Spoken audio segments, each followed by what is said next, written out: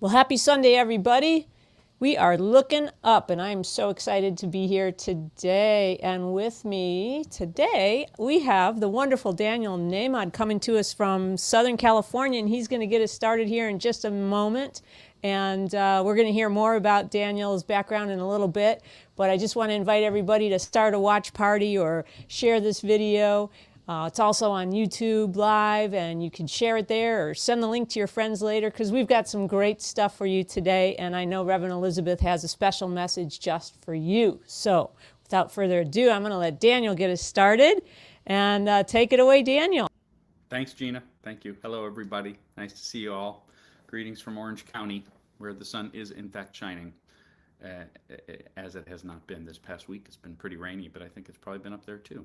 Anyway, this is a song that that has a special place for me. I've written a lot of songs, made a lot of albums, been doing this a while now, but a few songs sort of transcend the moment that I wrote them in, or the relationship I was in, or the feeling of the moment that I was having, and say something larger about who I am and what I came to say and how I see the world. And this is certainly one of those songs. It's a song called One Power. So I hope you enjoy it. Thank you for having me. Good morning.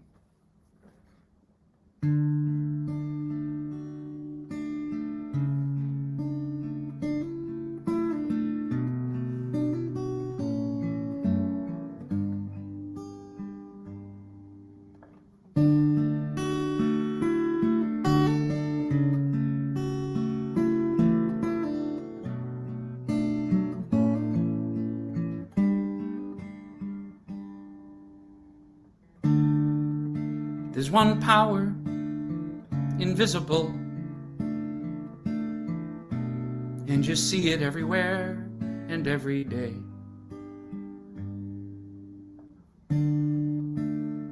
One power indescribable, and you speak of it with every word you say. Mysterious until you know the truth.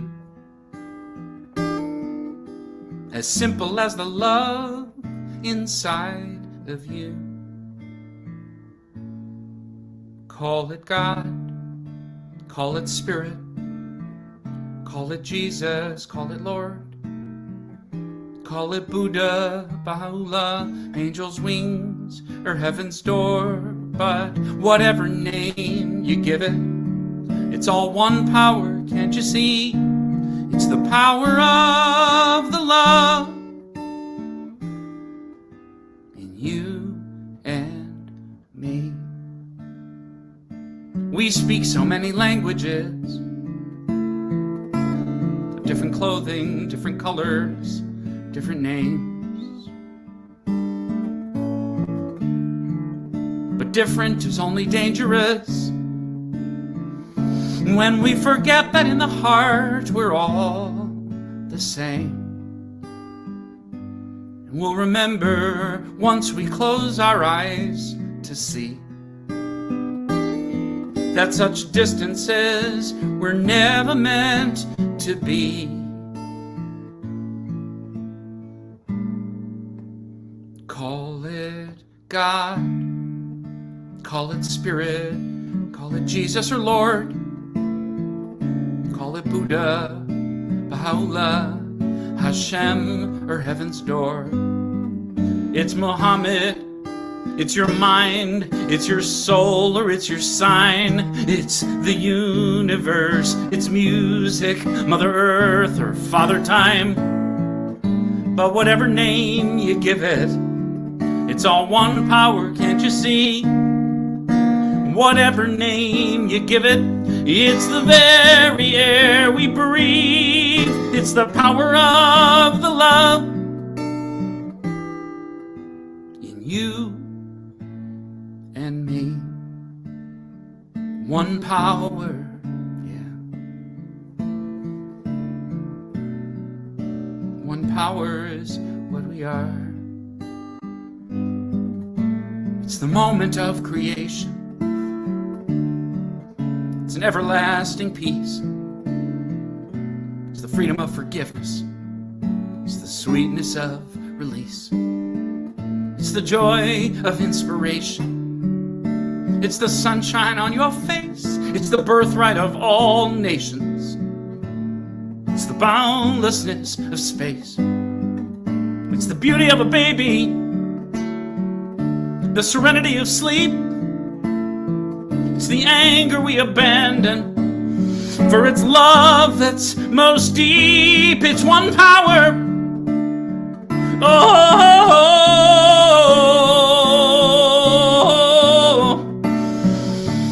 what we are is one.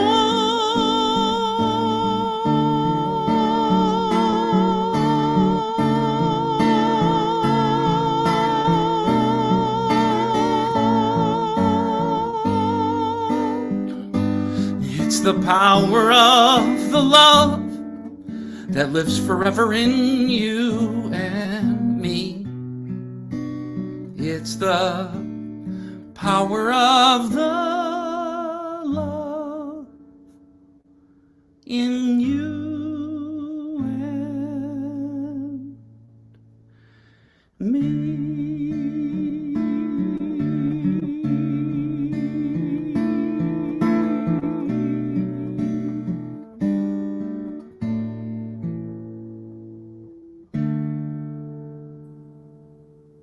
Oh, yes. Woohoo. Thank you, Daniel Nahmod. Oh my goodness. Hello, my friends. Wow. I remember the first time I heard that song and there was God bumps, and you were able to go to that place and take me to that place again, Daniel, even here online. Wow, one power. What a beautiful way for us to start this service today, anchored in that truth. Friends, welcome to the Central Coast Center for Spiritual Living, where all that we ask is that you remain open to the possibility of changing your entire life by changing your mind. This service has been designed especially for you. Welcome home. My name is Reverend Elizabeth Rowley, and I am the Spiritual Director and Senior Minister here at the Central Coast Center for Spiritual Living. And we have an affirmation for you today that's going to be placed on the screen. I invite you to please repeat after me. Today, I raise my gaze. Today I raise my gaze. I look up with childlike wonder and awe. I look up with childlike wonder and awe. I am delighted by what I see. I am delighted by what I see. And so it is. And so it is. And now, friends, Travis is going to introduce Daniel. That's right. Good morning, my beloved community. It is my great honor to introduce to you Daniel Nahmod. I'm going to read a little bit about Daniel. Daniel Nahmod is one of the most successful and beloved independent songwriters, artists, and producers working in America today. Over 100,000 CDs sold, performances in 45 U.S. states for well over 1 million people, 10,000 songbooks in print. Since the beginning of this pandemic, this 2020 pandemic, Daniel has been providing love and healing via his online concerts, free shows on Facebook.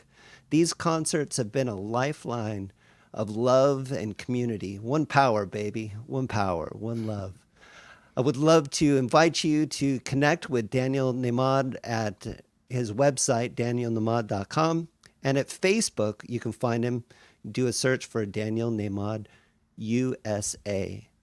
And with that, it is my great honor to introduce to you Daniel Nahmod. Thanks, Travis. Yes, the Facebook shows. I never imagined myself being a Facebook dude. In fact, I would say that I had complete disregard and maybe a little healthy dose of disrespect for the whole social media universe, being a dinosaur as I am, who likes to just perform live and sell a CD. Remember those things? But I got to give credit where credit is due. Since March, when my entire travel schedule was cleared, as along with everyone else's, Facebook provided an opportunity for me to do the thing that I most love to do at a moment where I most wanted to do it, right? So this is a song that is a little subversive, it's a song I'm going to invite you to sing along with as you get it, and we have a few lyrics to throw up on the screen as I arrive at a chorus for you. But especially in the last year, but really, no matter what age you are, you learn along the way when and how and under what circumstances you feel safe, right? What the meaning of the word safe is. For our boy, Jude, he's 9, safe is in his own bed with mommy and daddy at home, the lights out, a quiet neighborhood, right? Safe means a relationship that works, or which you can express yourself, feel comfortable. Safe for a country means something. Safe for a city means something. Safe health-wise means a whole nother thing. And this song deliberately takes a look at whether we might consider the possibility that we are always, in a real sense, safe. We are actually always okay.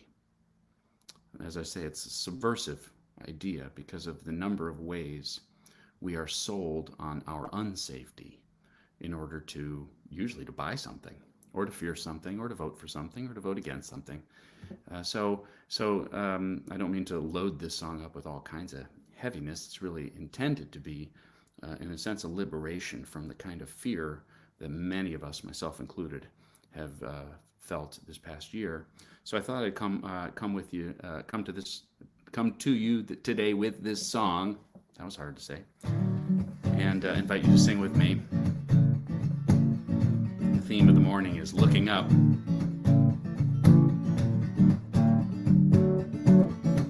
So here we go. I'm reaching out to feel the infinite. I'm reaching out to know the divine. I'm reaching out to feel the infinite. Yeah, forever is already mine. I'm reaching out to feel the infinite. I'm reaching out to know the divine. I'm reaching out to feel the infinite. Yeah, forever is already mine. I'm already there. I'm already home. I'm already safe in my eternal soul. I'm already there. I'm already home. I'm already safe in my eternal soul.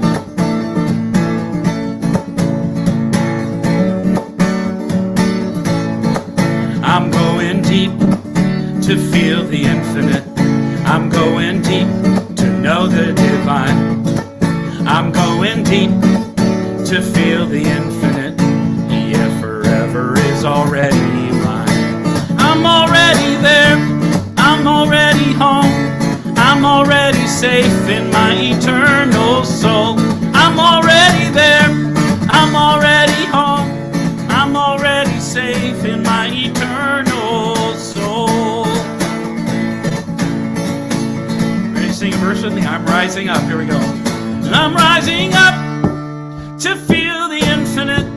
I'm rising up to know the divine. Yeah, I'm rising up to feel the infinite. Yeah, forever is already mine. One more time. I'm rising up to feel the infinite. I'm rising up to know the divine. Yeah, I'm rising up to feel the infinite. Yeah, forever is already mine. I'm already there. I'm already home. I'm already safe in my eternal soul. I'm already there. I'm already home. I'm already safe in my eternal soul. I'm already there. I'm already home. I'm already safe in my eternal soul. I'm already there. I'm already home. I'm already safe in my eternal soul. I'm already there. I'm already home. I'm already safe in my eternal soul. I'm already there. I'm already home. I'm already safe in my eternal soul. Oh, Daniel! All right. right. Thank you. Good morning, CSL. That's right. I'm back. I'm Travis, your announcements angel. I'm going to read the announcements from today, January 31st, 2021. I will now read our mission statement. With everything we do, we aim to raise the vibe. We teach innovative spiritual practices and principles that inspire deeper love of self and others, transformation, a closer relationship with God, freedom from suffering, expansive joy, prosperity, and healing of the body, mind, and spirit. We are a conscious group of positive, inspired, spiritually motivated individuals transforming lives. We just happen to have a spiritual center. Want to check us out? Oh, yeah. All right. Please join us for coffee and conversation after this service, around 11 a.m.-ish Pacific Standard Time via Zoom. The link in the comments section is here, and you can find it also on our center's webpage in the Coffee and Conversation event. Next up, join us for spiritual community connection calls every Monday, Wednesday, and Friday at 1 p.m. Pacific Standard Time. You can find the link on our Facebook page under events. We have a book study coming up. It's called Me and White Supremacy, book discussion group facilitated by our beloved Karen Robert, which will begin this week, February 4th. Please email us at info@ccccsl.org to sign up. And next Sunday, we are very blessed to have Jamie Lula back with us as our musical inspiration. Woohoo! And if you wanted to know what's happening at our center, and there's always a lot happening, you will definitely want to subscribe to our e-news. And this will allow you to keep up with all the amazing events happening with our center. And you can sign up by going to our website at ccccsl.org. You can choose e-news and follow the instructions there, or email us at info@ccccsl.org, and we'll get you added. And finally, I want to thank you for your ongoing donations to our center during this unique time. We're going to raise and praise you all that have set up automatic giving via PayPal, or donations here on the love streams or on the replays. You know, our operations are fully supported by your generosity, and we're looking forward to gathering at our physical center in Templeton in the future when it's safe. In the meantime, you can donate here on Facebook Live with the donate button, or via PayPal at paypal.me/CCCSL-love. You can also visit our landing page at ccccsl.org and click the donate button in the center of the page. I'd love to thank you for your consideration. We love you. We miss you. We're sending out hugs to you all. And with that, my beloveds, has been the announcements. Thank you for letting me be of service. Thank you, Travis. Wonderful. Okay, my friends, at this time, I would like to remind you that if there is something that is weighing heavy on your heart for which you would like prayer for, or maybe there's something you're looking to manifest in your life, you can send your prayer requests to info@ccccsl.org, and our prayer team will pray over these requests for you for the next week. And now I would love to turn it over to Charlie Carlin for our Science of Mind reading today. Well, thank you very much, Elizabeth. Today, the topic is the peaceful mind. The peaceful mind is calm in the midst of confusion, but the mind tortured by events of the day, fearful of the future, introspecting into the past, finds no tranquility and is continuously tormented by itself. Tormented by itself. Peace is brought about through a conscious unity of the self with the inner principle of life, with that underlying current flowing from a divine center, pressing ever outward into expression. Ernest Holmes said, "Let your mind be filled with the atmosphere of helpfulness, of givingness, and of peace." The moment of transition from external confusion to inward peace is indicated as we pass through the negation of opposites to an affirmation of unity. A change in affairs does not necessarily bring peace. Friends cannot make the gift of peace. Money cannot purchase it. Nothing can bring peace but the revelation of the individual to oneself. Such peace as any person possesses comes from a conscious or unconscious agreement with the universe and a non-combative attitude toward it. The divine does not come to us bringing an olive branch of peace to relieve our confusion. The divine knows no confusion. It persists and remains true to its own nature. The nature of God is peace. When we say that God is peace, but the individual only gets peace when one has it inside, this revelation is not a God of peace, but a God who is peace. God does not acquire qualities. God is the essence. The quality is merely the way it manifests itself to the world. The spirit is ever calm and filled with peace, for it has no enemies to contend with or against. The real peace of God and the true connection of all mankind brings a world that can truly live in peace. And so it is. And so it is. Thank you, Charlie. What a beautiful reading. So I just invite you to turn within with me as I do our morning prayer.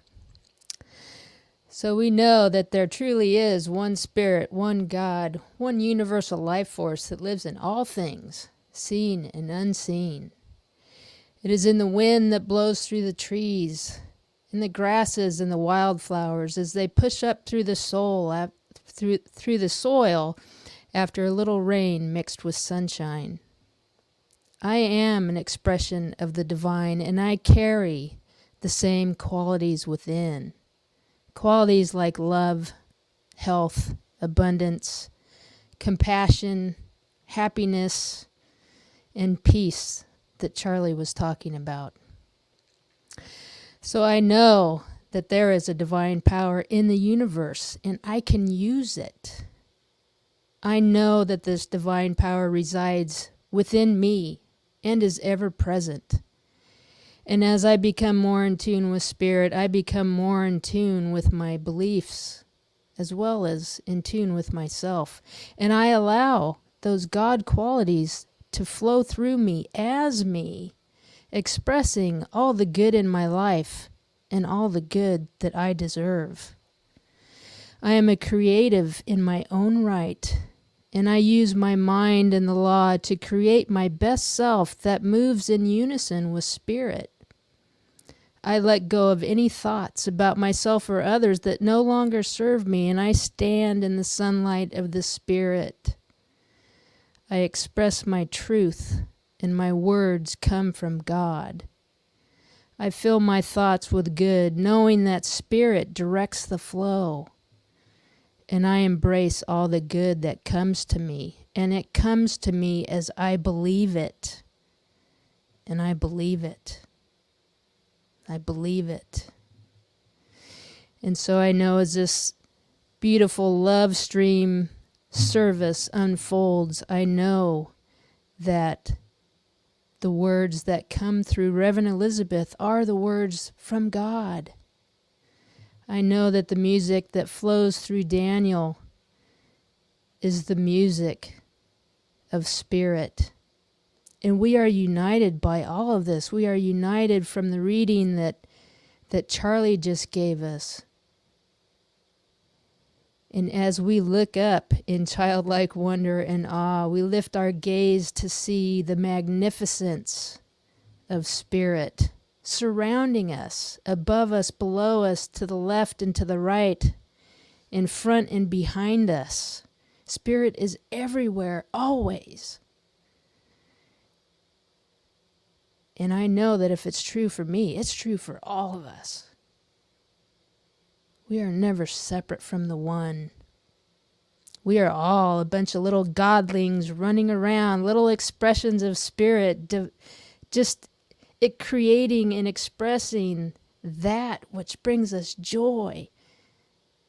We see the oneness in everyone we meet. We are truly one. And so I am just so grateful for this knowledge and this truth and this way of life. I'm so grateful that we have this technology to share this good together. It is all good. It is all God. And so I am just so grateful for what is transpiring in this service. I'm so grateful for this truth that has come through me from Spirit. And so I can just release now into that loving expression of the law of cause and effect, knowing that it's already done. And I just take my hands off of it and believe it and trust in it and know it's all for my good. And together we can just claim this by saying, and so it is.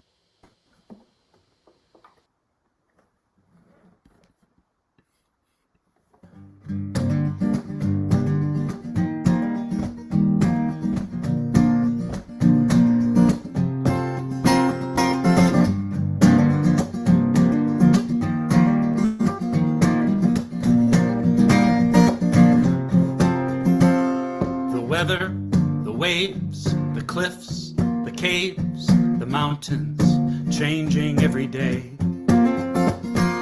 The seasons, the clouds, the stars come out each night in a slightly different way. Oh, then what do I know? Constant is my soul, constant is the sun, constant is the love of the one. I can feel my heart beating like a drum. One mystery ends and another's begun. I'm watching the world spin beyond my control, but constant is my soul. The visions, the hopes, the life I've known could be gone. Everything changes by the day. The aches, the pains, the dreams down the drain again, leaving darkness in their wake. Oh, then what can I see? Constant is my soul, constant is the sun, constant is the love of the one. I can feel my heart beating like a drum. One mystery ends and another's begun. I'm watching the world spin beyond my control. The constant is my soul. And why do I fear another new beginning when I already know each ending is coming in its perfect time and way? Constant is my soul, constant is the sun, constant is the love of the one. I can feel my heart beating like a drum. One mystery ends and another's begun. Constant is my soul, constant is the sun, constant is the love of the one. I can feel my heart beating like a drum. One mystery ends and another's begun. I'm watching the world spin beyond my control.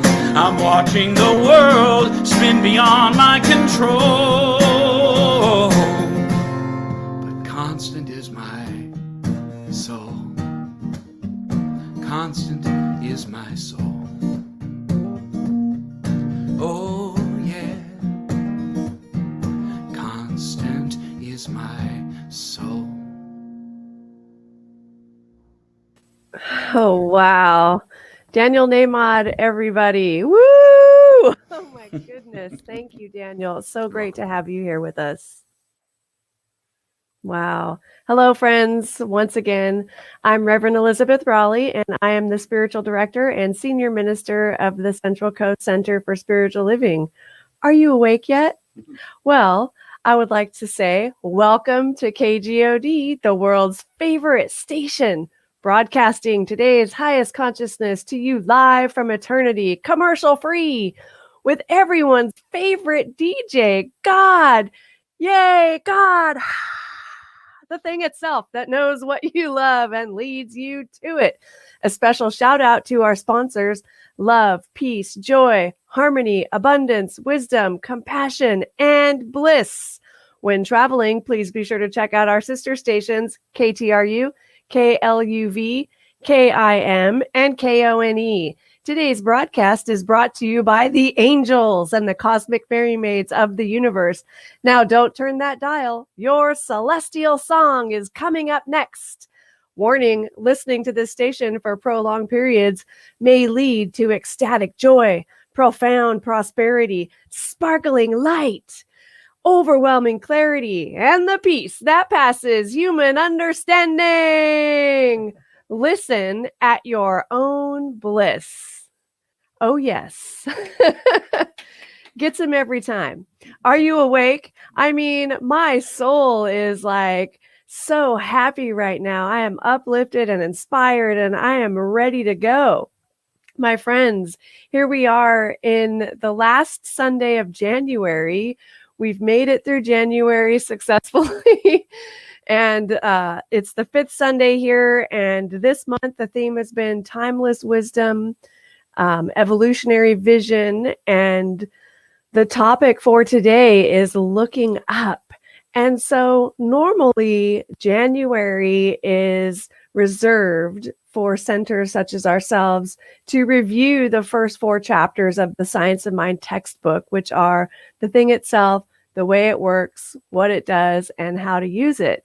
And we veered off a little bit with the talks this month for the first time, and it's been fun and real, but I want to just review those first 4 chapters with you real quick before we go into a review of what we talked about so far this month, and then a little bit about the wonderful topic for today, looking up. And so if you haven't had the chance this month to reread those first 4 chapters of the Science of Mind textbook, I highly recommend you do so. It really is helpful to get us grounded and anchored in the basics and the truth once again as we go into 2021 with boldness. And one of my favorite things about this teaching is that we honor all paths to God.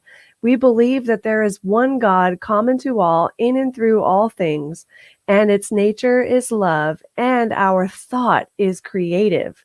Now, that means that our thoughts create. So whatever you're thinking about right now is creating your experience for you. These first 4 chapters in the Science of Mind textbook clearly express our principles of Science of Mind.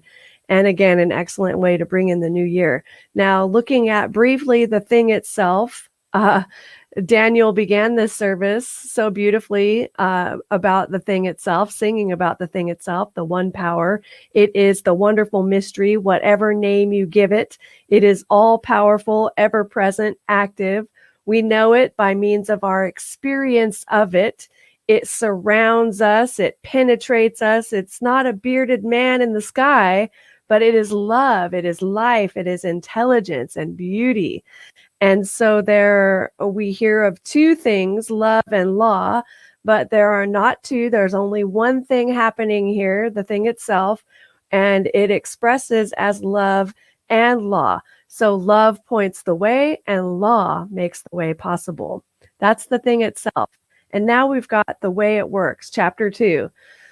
How does life, intelligence, beauty work? Well, God works for us by working through us. I'll say that again. God works for us by working through us. It responds to us by responding to our thoughts. In the Bible, it says, declare a thing and it shall be established unto you. So what's the point? The point is that your expectations have a very good chance of being accurate. We get what we expect, in other words. Whether you say life is fantastic or life is rotten, creation will support you in your determination of it. And so the choice is yours, right? God works for us by working through us. Our belief sets the limit to our demonstration of a principle, which of itself is without limit. It is done unto us as we believe. Even if we believe it does not work, it still works according to our belief that it does not. Are you with me? Yeah. And the way it works. So I always like to use this analogy. Yellow and blue makes green, right? You mix these two colors, yellow and blue, it makes green. It doesn't matter who you are or what kind of degree you have or what your race is or the family you were born into. It will always make green regardless. No favorites. This stuff works, in other words. There is an immutable, which means unchanging, invisible principle at work here. Laws just work. We don't need to know how. We don't need to question and figure all that out. That's busyness of the mind. We just need to know that these laws work. Spiritual mind treatment works. It just does. If you have any doubt, then maybe you should try it and report back to me. In the same way that gravity works, and that I don't need to know how gravity works. I know that it works, right? I wake up in the morning and I'm laying in bed, open my eyes, I get out of bed and ta-da, I'm standing. I don't have to pray it into existence. It's happening, right? Whether I'm conscious of it or not, gravity is working. So are these spiritual principles and laws, always working. Now, what it does, this is chapter 3, it loves. What does it do? It loves. It creates out of itself. It loves and it creates out of itself. Now, Ernest Holmes, our founder, said, God's love is spontaneous and the law that governs it is impersonal. So the love of God is spontaneous. That means spirit is spontaneous. It is forever creating itself into existence, right? Even right here, right now. So what does it do? It is love.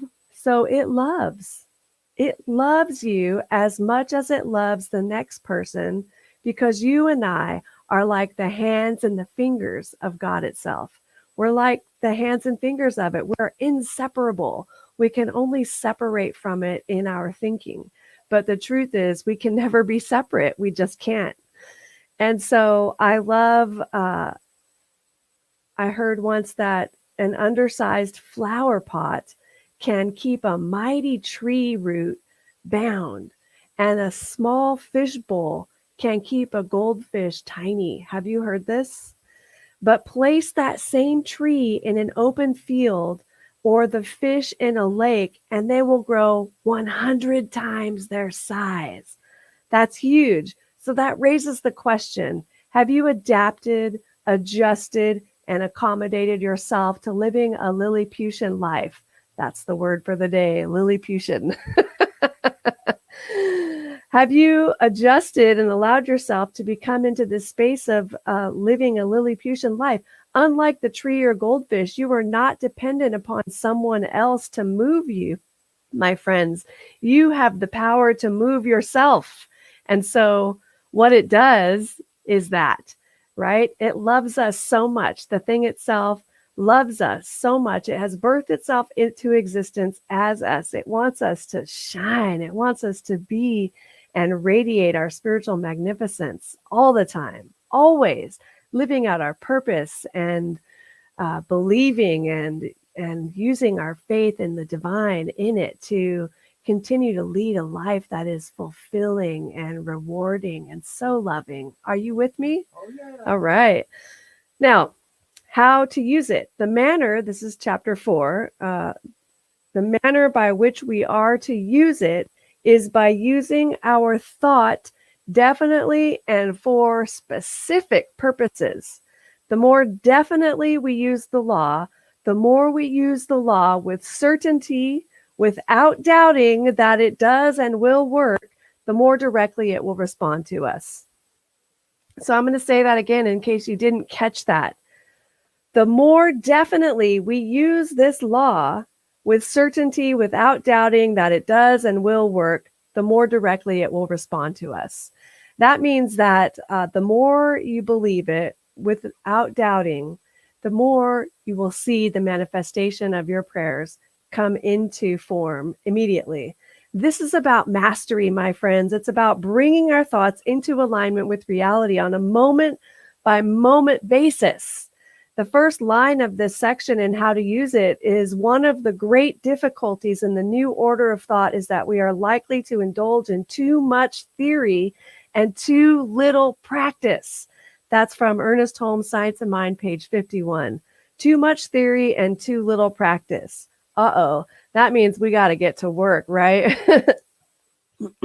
We're called to learn and embody, right? We're called to not just write about it and share it and talk about it, but use it in all of those little tiny places in our consciousness, in our relationships, in our day-to-day, in our experience and relationship with the world around us and so forth. We're called to learn and embody it. We've got to embody, or what are we doing? We're not just reading about something, right? I'm called to use it. And so this is what I'm up to. And I've been using it in the last few days, and I'll share a little more of that shortly. We're using it all the time, consciously though, right? So one way that I always use it is I'm a finder of things. There's a blog article on our website about it if you want to read more about that. But essentially, I find things that people misplace or lose. And the way that I find them is that I get quiet and I get really still and I'm guided to the place, right? Like I will know where to look. And it's as if something in me, it's not my mental, it's not an intellectual thing. Something in me is guided to it. And I'll actually walk over to the place where the thing is and find it there. Like I've actually had an experience of being in a room where something was, and I didn't know where it was. And I just waited until I was guided. Now, oftentimes what we do if we have misplaced something is we just start frantic, right? We go frantic, searching, dumping out the purse, throwing papers around. You get the junk drawer out. I know it's here. I just had it, right? And what we are called to do is stop and get still and get present and become aware that you are connected to all things, that there is nothing lost in the universe, and you will be guided. This is true not for just these little things that get lost, right? This is true for everything in your life. You are being guided and directed by a divine intelligence, the one power that is the source of all creation. How could you doubt that power? When I think of it that way, it's like, oh yeah, duh, right? The thing itself is this divine intelligence that created me and you and this technology, these laptops. It's got rockets and space and hey, it is space. Whoa, right? It's all of that. So how could we doubt? So we let go of that doubt and we begin to practice these principles in all of our affairs. We practice them in every thought, in every opportunity we get. So moving into the talks for the month of January, in the first week of January, we looked at timeless wisdom, evolutionary vision, and I talked about taking the path of spiritual humility rather than spiritual arrogance and being resolved to evolve. Remembering that we live in a progressive universe, that yes, we are here right now on planet Earth, and this planet is spinning like really fast. And we're just standing here, right? That's how fast it's spinning. It allows us to stand here. And not only is the Earth spinning, but we're flying through space at like 350,000 miles per hour or something, right? And we've got all these other planetary friends with us, and we've got the sunshine, and it's all moving. And then that's just our one small universe, right? We've got this one small universe. And then there are a bunch of other universes that are also doing the same thing, We don't know what's out there. We can't see that far yet, but one day we might be able to. But we're flying through, right? There's this parallel thing happening. It's a multiverse that we are traveling through. So we've got to evolve. The point of that is the universe is forever evolving. We're discovering new planets, new galaxies, new new things all over the place as we begin to get to see further than ever before. So we are resolved to evolve. And that means that, yes, gradually, day by day, we are transforming. Every day in every way, we are getting better and better than we were, just because that's the nature of who we are. And we're open at the top. And so that means, while we've got this timeless wisdom, we've got the Science of Mind textbook and all the writings of Ernest Holmes, all of that is the timeless wisdom, the wisdom of the ages, right? We're standing on the shoulders of giants and we're looking out. And so, for example, ministers such as myself are beginning to speak the timeless wisdom in a way, in a language that makes sense to us, that we can use these spiritual principles in our lives today, right? It creating opportunities for us to apply and practice the teaching in our relationships, in our finances, in our conversations, and what we are doing in the world and living out our purpose and so on and so forth. You with me? Oh, yeah. Excuse me for one moment.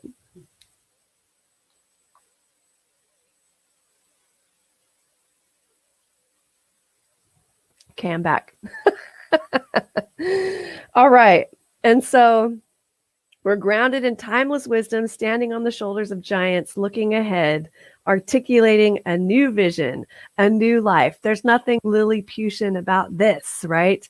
And so then we moved into week 2 of January, and that was being grounded beyond the beginning. Now, we looked in week 2 at the Declaration of Principles and the global vision of the Centers for Spiritual Living. And those are both available on our website. You can go back and read them if you missed the readings of those. And then there's the consciousness of oneness. And I spoke again about being careful, you'll step on your own head. Being careful and being aware that, yes, I am one, even though there's individuals out there that it may seem like we're separate because you're over there and I'm over here. The reality is that we are one. There is one thing happening, and it's that one power that Daniel sang so beautifully of, and it is in and through all of creation. And so then we moved into the 3rd week of January, which was in the here and now. Then we moved into the here and now. I really enjoyed that week quite a lot because I talked about doom scrolling or spirit talked about it through me, I should say, and pasteurizing and future tripping and principle not being bound by precedent. And that always reminds me that things which appear are not made of things which do appear. You've heard this before. Things are not made of things which do appear. That means out of no thing and no way, a way will be made, because that's the way it works. That's the way this stuff works. So it will be made not by what's already here, by what you see in front of you or below you, but it will be made by this presence of love that is the divine moving through all of creation always. Principle is not bound by precedent. That is a spiritual protoplasm of which all things are made, can be molded and formed into a substance by our thoughts. So what you're thinking about, once again, is creating your experience. And then I talked about the nowness of the moment, which is so powerful, where we take the backward step behind time and move into this thing called deep time, which is past, present, and future all together. That's the nowness of the moment, this eternal now. And remembering that we live in the realm of ever-expanding good, and it's here right now. So I shared that story with you about Michael Beckwith and the United Nations, and they were going to the wrong airport. They were going to JFK, and then they discovered at the last minute they needed to be at LaGuardia, and they were going back and forth. Beckwith was saying, oh no, we got to go to LaGuardia. And the driver of the van was saying, but you said JFK. And then him and his wife at the time said, we got to get to LaGuardia. And so they were going past, present, future, past, present, future, past, present, future.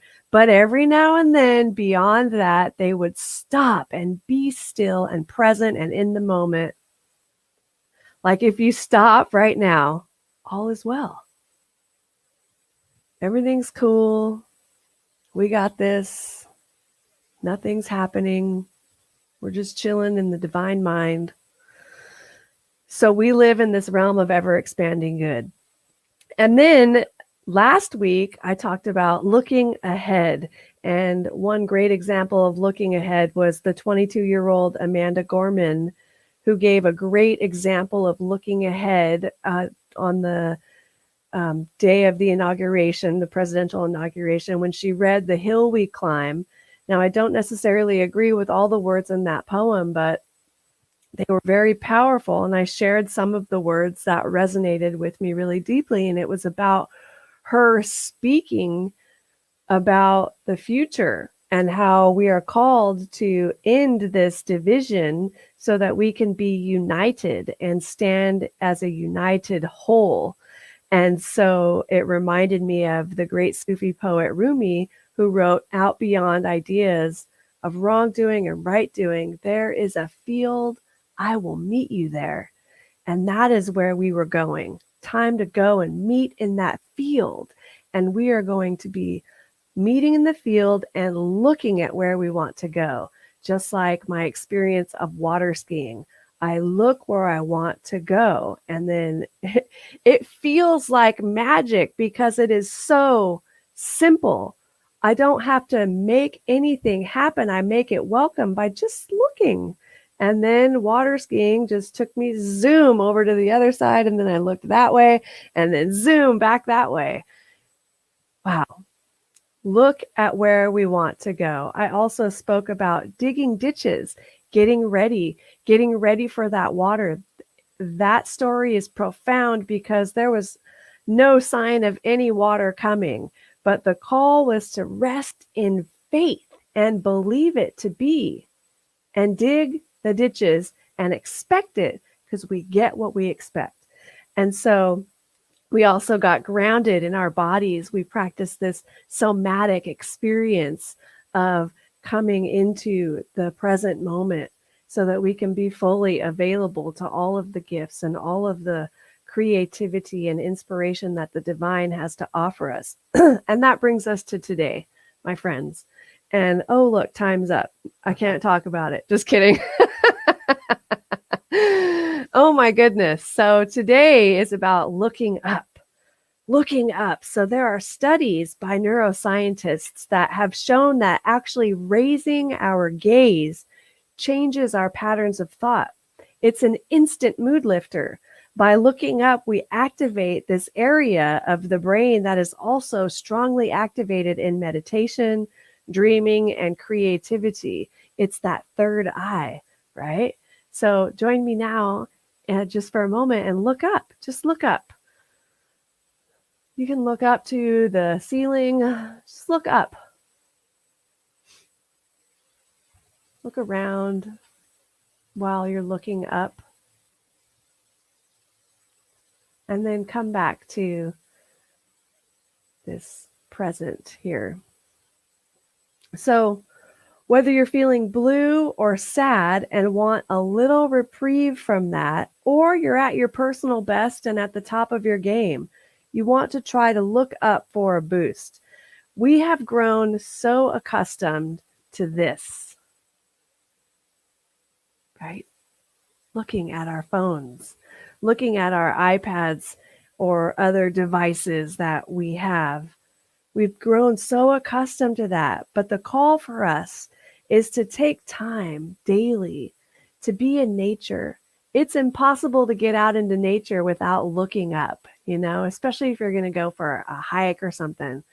Looking up. I always feel so good when I look up. Take time to get out in nature, to cuddle those fur babies, and to look up. Have you noticed that 5-year-olds are always looking up? They're always looking up, aren't they? And they seem to have this amazing childlike wonder and awe about themselves. And so today is really about looking up and getting in touch with that space within us and looking up as a spiritual practice.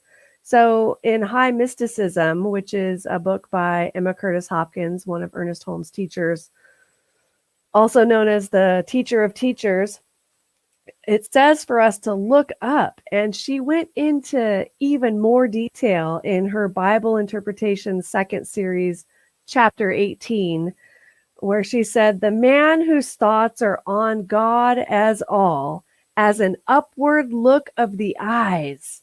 The man who brings all his help from above and acknowledges it does not believe anything is impossible. The man who looks straight toward the horizon believes in great obstacles and names what he must meet. The man who looks down believes in submission to the existing order of things and feels that he must yield to the worst with as good a face as he can make up. But whoever undertakes to be spiritually minded or looks straight to God for all things will always come out successful. Now, of course, my friends, God is not in the sky. God is in his kingdom within your mind. The eyes just are a signal or symbolic. They symbolize your way of thinking, looking up, right? Looking up, lifting your eye to the heaven above, lifting your eye to that one power, lifting your eye to that third eye. When we enter, just think about it. When we enter large and impressive buildings, what's our reflex, right? It's a reflex to move our eyes. Our eyes naturally look up and look around. They look upwards to take in the vast ginormity of it all, right? And this eternal presence. So if you imagine visiting a cathedral or a large courthouse or even a corporate headquarters, that great expanse of space. I just remembered when I visited Facebook and it was huge, right? And I remember being like, oh. Now, the interesting thing is that builders of impressive religious architecture have always known this. They know this. These large built spaces not only convey power and strength, but they cause us to crane our heads in awe and engage with the infinite. Yes, that is the key. We crane our heads in awe and engage with the infinite in those moments of awe, right? So next time you're out in the world and for the rest of the day and the rest of the week, I invite you to look up, my friends. Look up. You will be surprised at how this simple act of looking up will affect your mood and your patterns of thought. Now, as I was working on my talk, I remembered the time when I visited the Sistine Chapel at the Vatican. First time, it literally took my breath away. I looked up and there was just so much to take in. So much to take in, right?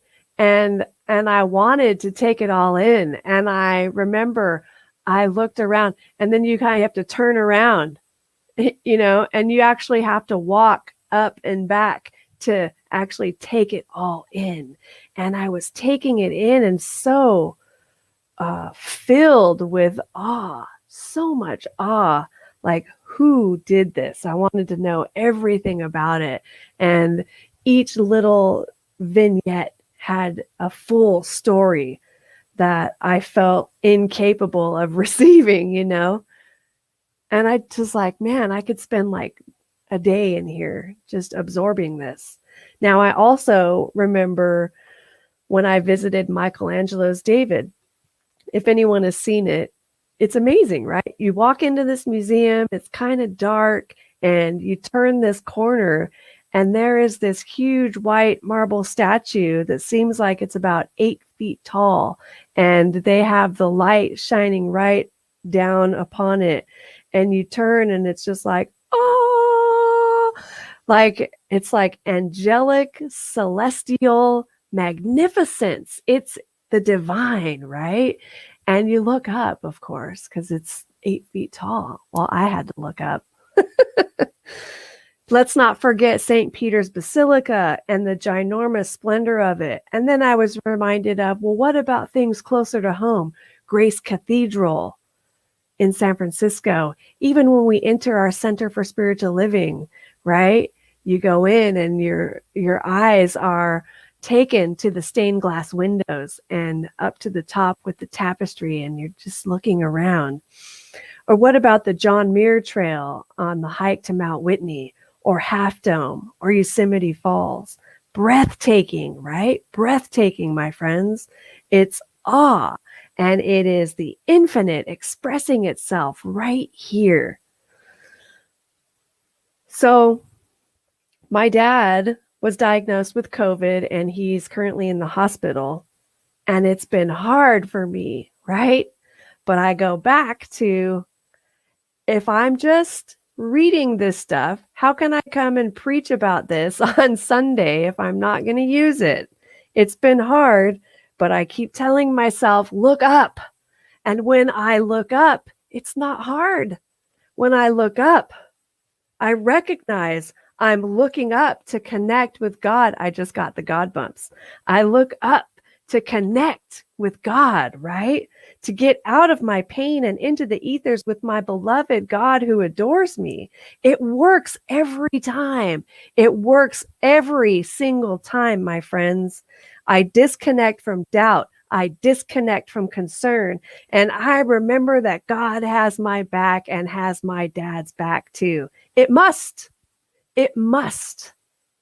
This is what I believe. If I were to believe otherwise, then I would be deserting the truth in my hour of need. But oh, my dearly beloved heavenly God, you are with me now and always, and my faith makes me whole. My belief keeps me company. God is on my side, and whoever has God lacks nothing. So friends, the call for us today and the rest of this week, keep looking up. Look up to connect with your Creator.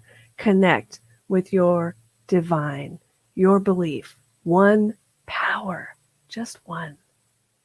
Connect with it. So thank you for tuning in to KGOD, all spirit, all the time, commercial free. Keep tuning in to KGOD and you will learn to accentuate the positive and let go of the negative, which leads to a successful, optimistic, happy, and fulfilled life.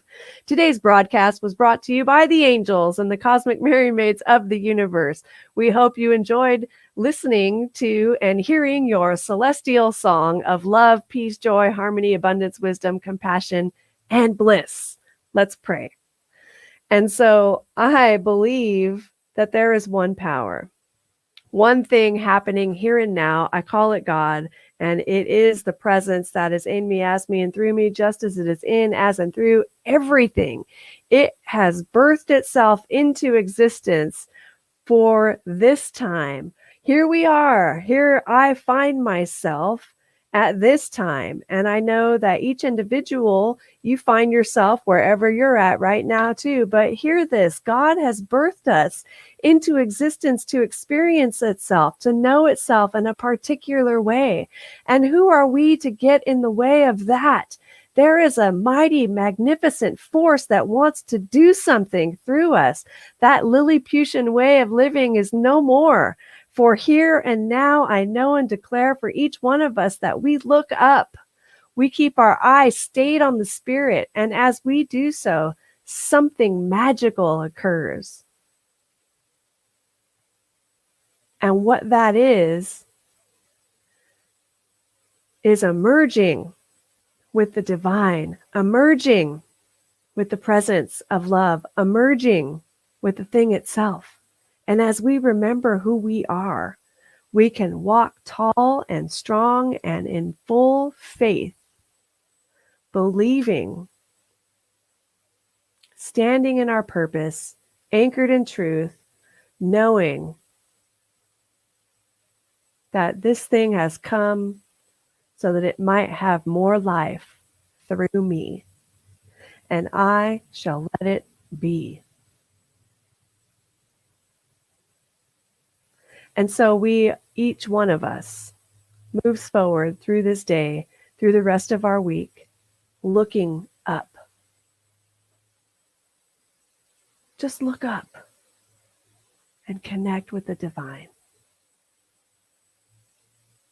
It will respond. It always does, every single time.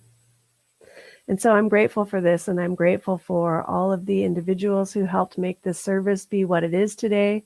Grateful for the music, and the music that is also a message from Daniel. And I'm so grateful for Gina and Travis and BJ and all of the individuals who have worked on this service, Charlie, and for those who work in the background serving on the board of directors for our center, and for every single congregant who makes our center what it is. Know that you are loved. I love you, and God does too. And I'm grateful as I release this prayer, knowing it is done, and so it is. And so it is. Woo! Hello again. I'll tell you, you are singing my tune when you talk about the beauty of nature. That is one of my favorite things to do. In fact, when I first moved to Los Angeles to make music for a living, I didn't quite know how that would work out. I'm glad nobody told me how unlikely it would be. But when I first made that drive, I stopped in 11 national parks on the way. So I drove from Chicago to LA, over and down, and stopped in the Badlands and in Yellowstone and in Arches and Canyonlands, went through Utah. It was just an incredible, clearly I wasn't in a hurry to get to LA. And if you've ever been to LA, you can understand why. I wrote this next song. I wasn't planning on singing it today, but your talk, Elizabeth, really summoned it up. So it's a song that I wrote actually in the Red Rock country of Utah during a sabbatical I took. It's now 15 years ago, but it was transformative. And I used to say that I never came back, even though I went back to Southern California. And I can now say 15 years later, no, I never did quite fully come back from my time in Moab in Utah, which is a little town about 2 miles from Arches National Park, about 20 miles from Canyonlands National Park, and 1,000-foot high red rock cliffs and canyons and arches and clear skies and quiet. And I spent 3 months there. This is before I met my wife, before we had a baby, before I had a mortgage, before I had a dog. So my slate was a little clearer. And those 3 months, I was the quietest I've ever been, literally and figuratively. And it was the most solitary I've ever been. I didn't not see anyone. I went into town to get chocolate frozen yogurt and buy groceries. But most of that time, most of those 86 or 87 days, I took walks in the canyons and in the national parks and in state parks, and I found corners of that wilderness that were not on any map, and I spent time laying down in the middle of national parks in the middle of the night to look up at the night sky and to see the Milky Way galaxy, and it was really an exceptional time. During that time, I started writing songs. I had thoughts, and I had no distractions, and I am a born songwriter. I don't think of writing a poem. I don't think of writing a play. I don't think of working with clay, or like my wife works with metal and makes jewelry. I don't think of that. I think of a song when I have an idea. And I ended up writing 125 songs during those 3 months that I was in Utah.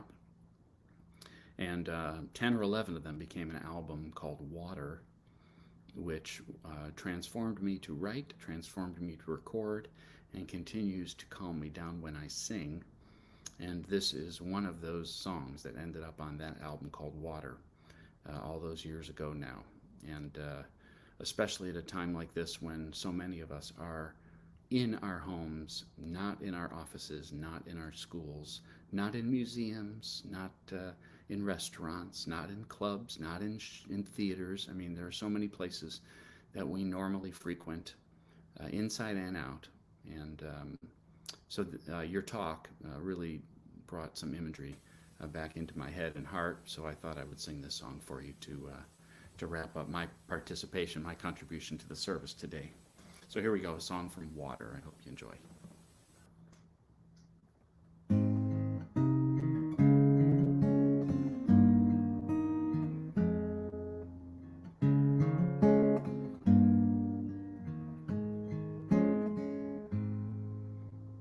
I have made a decision about my life. It may be a strange surprise to some.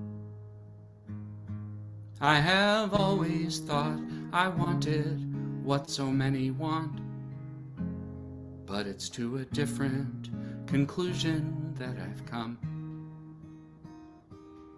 I see water rushing through an ancient riverbed. I see snowfall floating high up on a hill. I see an eagle soaring to the red horizon. And I know that's how I am meant to live. Oh, I need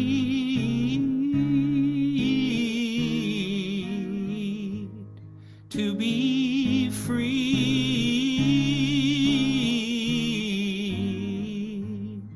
I will go where the wind will carry me. To be free, oh, to be free. You won't see me playing any kind of lottery. You won't catch me wishing on a falling star. You will find me wherever I am called to be, wherever kindness and beauty are. For I think of all mankind as my family. This entire precious planet is my home. So let others build their borders, walls, and boundaries. I will fly above them all, even if I must fly alone. Oh, I need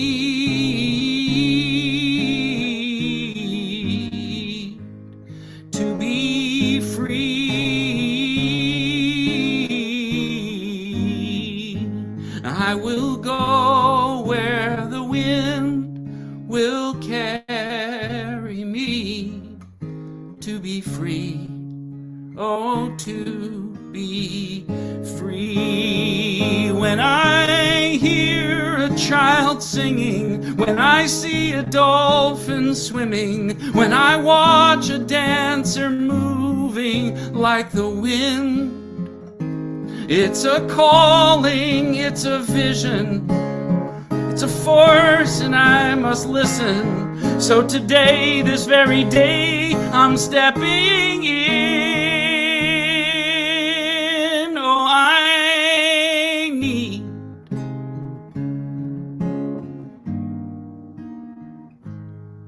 to be free.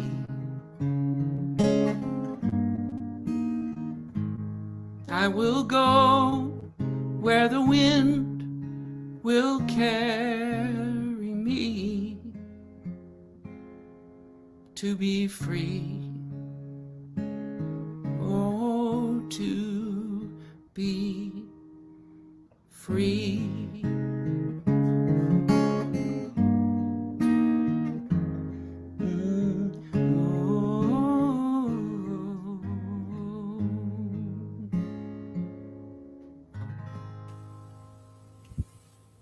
Beautiful.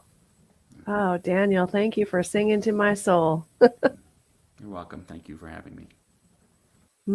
And friends, I don't know if it's been mentioned, but we're going to have Daniel Nahmod returning to us in March, and he will be doing the music and the message. And so that is going to be magnificent. I can't remember the exact date yet, but we'll let you know as the time approaches. So, my friends, now, if this service has inspired you in any way, I would love for you to consider making a donation to our center. You can make a donation through PayPal, paypal.me/CCCSL And I believe if you're watching on Facebook, you should be able to make a donation within the comment section. There should be a little button that says click here to give. And so we have an offering affirmation that I will read. I invite you to please repeat after me. From the love of pure spirit within me, I bless this gift. From the love of pure spirit within me, I bless this gift. I send it forth to heal and bless and prosper. I send it forth to heal and bless and prosper. It is evidence of my faith and my belief. It is evidence of my faith and my belief. It does great work in the It world does great work in the world and returns to me multiplied abundantly. and it returns to me multiplied abundantly. And so it is. And so it is. All right. And friends, won't you know with me that you are never alone, that God is where you are right now and always. And all that we ever need do is turn within. And it is here we will find we are guided, sustained, directed, and inspired by a source that knows only good. Joyously let us make use of these gifts in all that we think, in all that we say, and in all that we do. And please repeat after me. Something wonderful is happening as me right now. Something wonderful is happening as me right now. It is this thing called life. It is this thing called life. Life is in my mind. Life is in my mind. Life is in my body. Life is in my body. Life is in my pocketbook. Life is in my pocket. Life is in my relationships. Life is in my relationship. Life is everywhere. Life is everywhere. I think it. I think I it. feel it. I feel it. I believe it. I believe it. I express it. I express it. I accept it. I accept it. Just the way that it is. Just the way that it is. And just the way that it is not. And just the way that it is not. Thank you, life. Thank you, life. Woo! Thank you, Daniel. Thank you, Daniel. That was awesome, you guys. Everybody, You're fantastic. Thanks so much, everybody. What a great, just the feeling today was so beautiful. Daniel, your music was just so heartfelt, and Reverend Elizabeth, you too. And our hearts and prayers are with your father, with Don Rowley today for sure. Yes. So anyways, we're gonna all jump over to Zoom. Daniel, I think you'll be able to join us for a little bit. I have a couple of minutes. My boy's in the other room waiting for me to get done. But yeah, I'll stick around for a minute. Okay, great, because I know everyone would love to say hello and give you some love. So we'll let you just take us away with a few bars of something that just feels right to you. Sure. All right. Here we go. Love is my decision. It's up to me to give up my heart. Love is my decision. No one else can tell me to start. And once I decide to change my mind, God will show me how. Love is my decision right here and now. My decision right here and now. Thanks, everybody.